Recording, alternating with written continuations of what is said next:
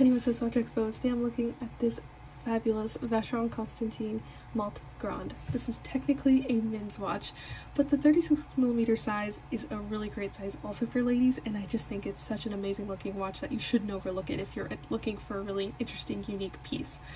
This one, the insides are incredible. It's a manual wind movement, it's a Vacheron Constantin movement, so it's really built to last and to be really high caliber. But what I want to focus on is not so much the insides, but the outsides, which is what really drew me into this watch. First of all, the size is 36mm, and it has these really lovely shaped lugs, so it really doesn't feel too large on the wrist. It's made entirely out of 18-karat rose gold. It has this beautiful diamond bezel, which complements the diamond hour markers perfectly and adds just the right amount of shine as you move around.